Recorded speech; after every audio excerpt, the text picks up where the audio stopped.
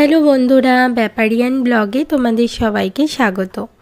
জানো তো বন্ধুরা, কয়েকদিন আগে ছিল আমার সোনামার জন্মদিন, আর এই ভিডিওটা সেই জন্মদিন উপলক্ষেই। ঘড়িতে বাজে তখন প্রায় 8টা মতো। বার্থডে গার্ল এদিকে ঘুমাচ্ছে, আর এখন আমাদের সকালের রান্নাবাড়ির জোগাড় চলছে।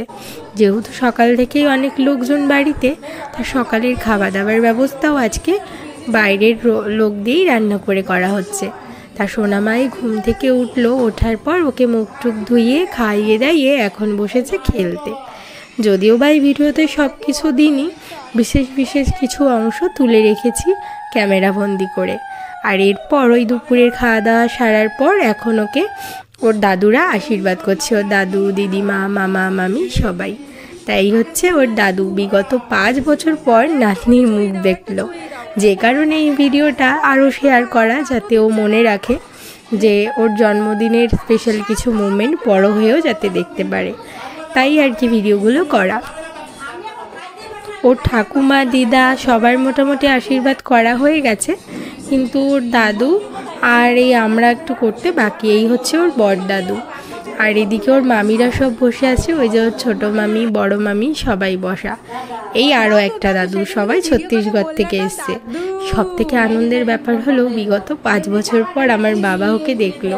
কারণ আমাদের বিয়ের পর আমাদের রিলেশনটা আমার বাবা সেইভাবে মেনে নেয়নি, তাই নাতনি হওয়ার পর এখন বাবা ওকে মেনে নিল। আর এই হচ্ছে জ্যাঠো, আমার জ্যাঠা শ্বশুর।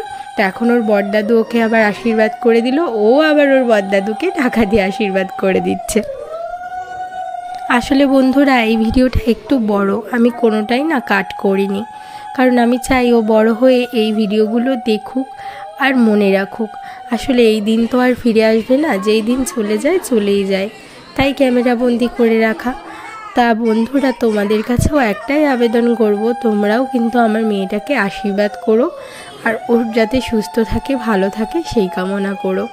তো এখনও ছোটো মা ওকে আশীর্বাদ করে দিচ্ছে। এখন সোনামাকে ওর ছোট দাদু আশীর্বাদ করছে। আমি তো ভাবতেই পারিনি যে ও এতক্ষণ সুস্থভাবে ওর ঠাকুমার কোলে বসে থাকবে।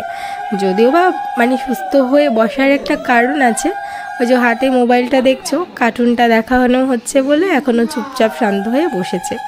আর সর্বশেষে এখন আমি আর ওর বাবা ওকে একটু আশীর্বাদ করে দিলাম, কারণ এই করতে করতেই প্রায় 3টে মতন বেজে গেছে। এরপর ঘুমানোর পালা। এরপর যদি ঘুম পেয়ে যায় তখন আর এসব করতে দেবে না, চিৎকার চেঁচামেচি করা শুরু করে দেবে। জানো তো বন্ধুরা, ভাবতেই অবাক লাগে যে দেখতে দেখতে আমার সোনামারি 2 বছর কমপ্লিটও হয়ে গেল। দিন যে কিভাবে চলে যায় বোঝাই যায় না। যাই হোক, এখন মোটামুটি সবারই আশীর্বাদ করা হয়ে গেছে। এবার ওকে ঘুম পাড়ানোর পালা, না হলে আবার সন্ধ্যাবেলায় দেরি করে উঠবে, তখন আবার কেক টেক কাট করতে অনেকটাই সময় চলে যাবে। তা ওকে ওই আশীর্বাদ করানোর পর ঘুম পাড়িয়ে দিয়েছিলাম। তারপরেই সন্ধ্যাবেলায় যেই উঠেছে, বক্স বাজতে শুরু করেছে, ওই বক্সের আওয়াজেই ঘুম ভেঙে গেছে। আর বাইরে এসেই নাচ, কে আর ওকে পায়। ওর বার্থডে ও কিন্তু বেশ এনজয় করে নিয়েছে। তারপর এই যে 8টার দিকে কেক কাটার পালা, যেহেতু বাচ্চাদের অনুষ্ঠান আর ও বাচ্চা, মোটামুটি সব বাচ্চাদের নিয়েই তো ওই ওর জন্মদিনটা করা, তাই সকাল সকালই কেকটা কাটা হয়েছে।